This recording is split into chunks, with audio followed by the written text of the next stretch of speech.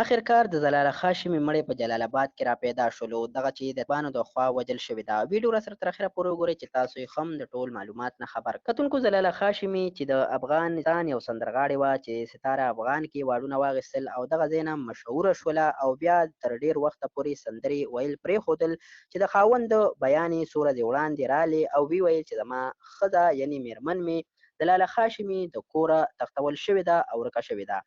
دغه بیان پسې بیا دویم بیان رالی چې نه خپل خپلوانو کره تلې وه او بیا کور ته نه ده راغلې چې جلاله خاشمي هغه مودې نه ورکه شوې ده. اوس چې دغه خبر په سوشل میډیا پوسټونه کېږي ویل کېږي چې د جلاله خاشمي مړی په جلال آباد کې را پیدا شوی دی او د اوسني حکومت هغه وجلې ده.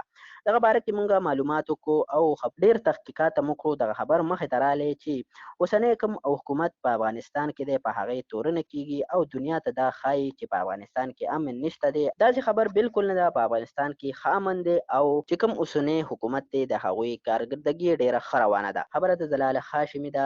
تر اوسه پورې جلاله خاشمي نه د مړینې معلومات کېږي نه د ژوندي چې هغه چېرته تللې ده او چا بوتلې ده. دغه باره کې څه اپډیټ مخې ته راځي به درسره شریکوو. جلاله خاشمي چې تر اوسه پورې هېڅ معلومات نشته. کوم پوسټونه چې په سوشل میډیا باندې کېږي هغه بالکل دروغ دي او دغه کې هېڅ حقیقت نشته دی. د اوسني حکومت پسې تورنې غوټه کوي او هغه بدناموي او دنیا ته دغه ښایي چې په افغانستان کې امن نشته دی. دغه کې هېڅ حقیقت نشته دی.